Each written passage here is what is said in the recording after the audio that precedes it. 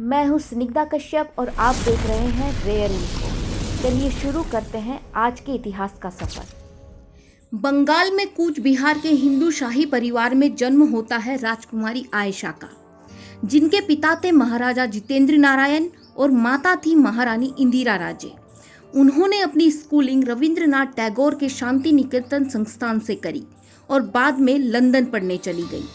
जैसे जैसे वे बड़ी हुई, उनकी रॉयल्टी उनकी रुचियों में भी स्पष्ट दिखाई देने लगी। घुड़सवारी का शौक तो उन्हें विरासत के रूप में ही मिला था, साथ ही वे पोलो की भी बेहतरीन खिलाड़ी थी। इसके अलावा शिकार में भी वे विशेष रुचि रखती थी। अक्सर उन्हें शिकार पर निकलते देखा जाता। उनके पास महंगी गाड़ियों का भी बेहतरीन कलेक्शन था। जब वे 12 साल की थी तब उनकी मुलाकात जयपुर के महाराजा सवाई मानसिंह द सेकंड से हुई। सवाई मानसिंह पोलो के बेहतरीन खिलाड़ी थे और अक्सर पोलो खेलने कोलकाता जाते रहते।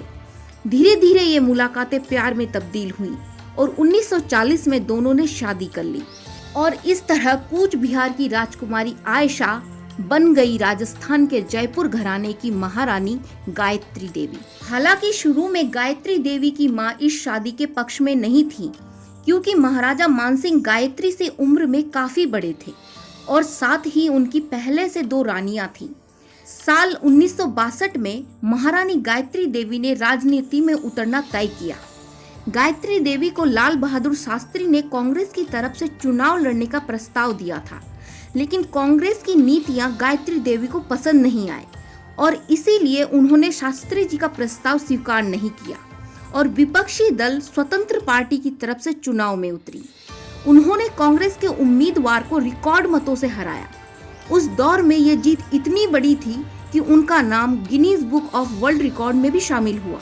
वे लगातार 3 बार सांसद चुनी गईं। दूसरी तरफ चीन भारत की जमीन कब्जा चुका था। देश में भारत चीन युद्ध के माहौल बने हुए थे। विपक्षी दलों ने भारत चीन मुद्दे पर कांग्रेस को बुरी तरह से घेर रखा था। भारत चीन विवाद पर अपनाई गई गलत नीतियों को लेकर नेहरू किसी तरह अपना बचाव करने की कोशिश में लगे थे। उस दौर में सदन के अंदर महिला सांसदों और पुरुष सांसदों के बीच का फर्क साफ दिखाई पड़ता था। पुरुष सांसदों में कॉलर चढ़ाए ट्रेड यूनियन के लीडर्स और धोती कुर्ता पहने सांसदों के बीच औरतें सलीके से पहनी साड़ी में नजर आती थीं। अधिकतर महिला सांसद सत्ताधारी दल कांग्रेस के पक्ष में थी, जबकि विपक्ष की टेबल पर बैठे सांसदों के बीच मौजूद थी महिला सांसद गायत्री देवी, जो थी जयपुर की महारानी और स्वतंत्र पार्टी की सदस्य। नेहरू भारत चीन विवाद पर सदन में कुछ बोल रहे थे, तभी विपक्ष से एक आवाज आई, अगर आपको किसी भी चीज के बारे में कुछ भी पता होता तो आज हम इस मुसीबत में नहीं होते। ये शब्द भारत चीन विवाद पर नेहरू से कहे गए थे और ये आवाज थी विपक्ष में बैठी महिला सांसद महारानी गायत्री देवी की। नेहरू ने सुने को अनसुना करते हुए अपनी बात जारी रखी, लेकिन महारानी गायत्री देवी ने संसदीय भाषा में अपनी बात को दोबारा दोहराया। तब नेहरू ने नजर उठाते हुए कहा, मैं एक औरत से जबान नहीं लड़ाना चाहता। इन सब बातों से आप समझ सकते हैं कि कांग्रेस और नेहरू के साथ गायत्री देवी का राजनीतिक विरोध था। अब हमारे वीडियो के टाइटल के अनुसार आपके मन में सवाल उठ रहे होंगे कि राजनीतिक दलों के बीच विरोध होना एक स्वाभाविक बात है, लेकिन इंदिरा गांधी और गायत्री देवी का आपस में आखिर क्या सरोकार, उनकी आपसी रंजिश की आखिर क्या वजह हो सकती है। तो इस आपसी मनमुटाव की जड़ें तब तैयार हुई जब गायत्री देवी शांति निकेतन में पढ़ा करती थी और उनकी सहपाठी थी इंदिरा गांधी। गायत्री देवी इंदिरा गांधी से उम्र में 1-2 साल छोटी थी। गायत्री देवी बेहद खूबसूरत थी।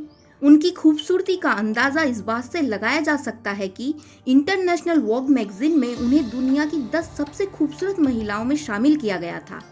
गायत्री की खूबसूरती और शाही व्यक्तित्व के कारण शांति निकेतन में भी उनकी बहुत लोकप्रियता थी और इस बात से नेहरू पुत्री इंदिरा गांधी को बहुत चिढ़ थी। नेहरू के बाद सत्ता इंदिरा के हाथों में गई। इस समय तक इंदिरा के मन में गायत्री के प्रति नफरत चरम पर पहुंच चुकी थी। एक बार तो सदन में इंदिरा ने गायत्री को बिच और काट की गुड़िया तक बोल दिया था। तत्कालीन जर्नलिस्ट, ऑथर और पॉलिटिशियन खुशवंत सिंह लिखते हैं, इंदिरा खुद से खूबसूरत किसी और औरत को बर्दाश्त नहीं कर सकती थी और गायत्री देवी इसी का शिकार बनी। इंदिरा ने अपनी व्यक्तिगत दुश्मनी पूरी करने के लिए राजनीति को हथियार की तरह काम लिया और इसकी शुरुआत हुई प्रिवी पर्स यानी रियासतों को सरकार की तरफ से मिलने वाले भत्ते को खत्म करके। गायत्री देवी सरकार के फैसले से बहुत नाराज हुई थी।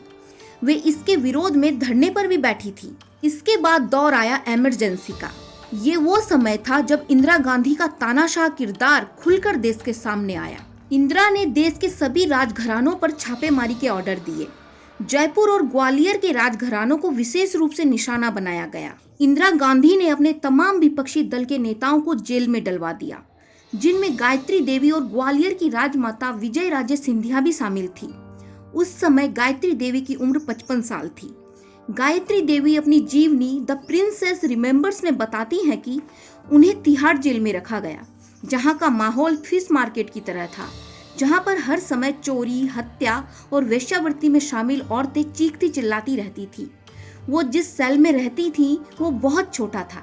चारपाई मात्र 2 फीट चौड़ी थी। एक नल था पर उससे पानी नहीं आता था।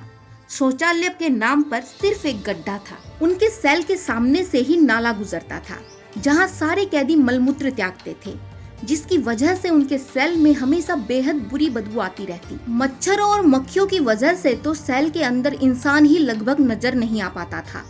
हालांकि कुछ महीनों बाद उन्हें इस सेल की तुलना में थोड़ा बेहतर कमरा दे दिया गया था। साथ ही उनके प्रभाव के कारण उन्हें पढ़ने के लिए मैगजीन्स और रेडियो भी मुहैया करवाए गए, जिससे वे न्यूज सुना करती थी। उनके साथ उनके सौतेले बेटे ब्रिगेडियर भवानी सिंह को भी गिरफ्तार किया गया था, लेकिन सेना के असंतोष को देखते हुए उन्हें जल्दी ही रिहा कर दिया गया। ब्रिगेडियर भवानी सिंह ने गायत्री देवी की रिहाई के लिए तत्कालीन शिल्प और वाणिज्य मंत्री प्रणब मुखर्जी को भी पत्र लिखा था, लेकिन जब प्रणब मुखर्जी ने इंदिरा को पत्र के बारे में बताया तो इंदिरा ने पत्र को नजरअंदाज कर दिया। माउंटबेटन गायत्री देवी के अच्छे दोस्त थे। उन्होंने भी इंग्लैंड की क्वीन से गायत्री देवी को रिहा करने की सिफारिश की थी, लेकिन क्वीन ने कहा यह भारत का आंतरिक मामला है, इसमें हम हस्तक्षेप नहीं कर सकते। गायत्री देवी लगभग 6 महीने तिहाड़ जेल में रही। इस दौरान अधिकतर चाय और बिस्किट खाकर ही उन्होंने दिन गुजारे, क्योंकि भोजन की हालत बेहद खराब थी। जेल में रहते हुए गायत्री की तबीयत में भारी गिरावट देखी गई। कुछ ही दिनों के अंदर उनका वजन 10 किलो तक घट गया था। उनके मुंह में अल्सर हो गया और दांतों में भी समस्या हो रही थी। फिर भी इंदिरा गांधी ने गायत्री को डेंटिस्ट उपलब्ध नहीं करवाया। हालत जब बद से बदतर हो गई तब उन्हें दिल्ली के एक अस्पताल में भर्ती कराया गया, जहां उनके अल्सर का इलाज हुआ। जांच में ये भी पता चला कि उनके गोल ब्लेडर में स्टोन है। गायत्री देवी, जो फूल से जिंदगी जीने की आदी थी, सर्दियों में भारत में रहती और गर्मियों में लंदन चली जाया करती। ऐसी राजसी महिला गायत्री देवी इंदिरा की ईर्ष्या की भेंट चढ़ गई। लगातार बिगड़ते स्वास्थ्य और तिहाड़ की नरक भरी जिंदगी, हर तरह से सोचने के बाद महारानी गायत्री देवी ने एक फैसला लिया और इंदिरा गांधी को एक पत्र लिखा। मैं गायत्री देवी ये आश्वस्त करती हूँ कि मैं अब चुनाव नहीं लड़ूंगी, मुझे रिहा किया जाए।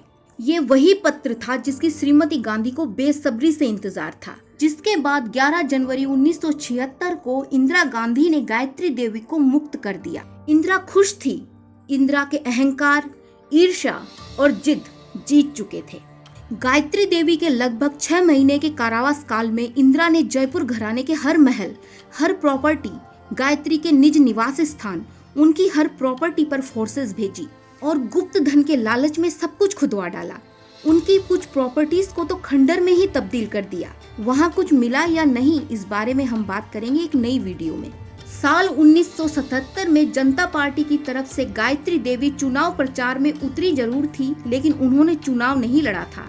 जब उनसे राजनीति त्यागने पर प्रश्न पूछा गया तो उन्होंने बताया, जिस देश में तानाशाह का राज हो वहाँ लोकतंत्र की कीमत ही क्या है। देश की राजनीति के 2 शक्तिशाली परिवार हमेशा एक दूसरे के विरोधी रहे। साल 1980 में जब संजय गांधी की मृत्यु हुई तब गायत्री देवी ने इंदिरा को फोन किया था, लेकिन इंदिरा ने उनसे बात करने से इनकार कर दिया और यही उनके बीच की आखिरी कॉल थी। 1999 में बंगाल की तृणमूल पार्टी ने कूच बिहार सीट से गायत्री देवी को चुनाव लड़ने का प्रस्ताव दिया था, लेकिन गायत्री देवी ने प्रस्ताव स्वीकार नहीं किया। साल 2009 में 90 साल की उम्र में उनकी मृत्यु हो गई उनकी मृत्यु के 12 साल पहले उनके एकमात्र पुत्र जगत सिंह का भी निधन हो चुका था। गायत्री देवी की खूबसूरती इंदिरा गांधी की ईर्ष्या का कारण बनी, जिस ईर्ष्या के चलते इंदिरा गांधी गायत्री के विरुद्ध सारी हदें पार करती चली गई। ये घटना प्रमाण है इंदिरा गांधी के आत्ममुग्ध अहंकारी आचरण का। इस घटना के विषय में आपके विचार कमेंट करके जरूर बताएं और ऐसे ही गुमनाम इतिहास को जानने के लिए चैनल को सब्सक्राइब जरूर करें।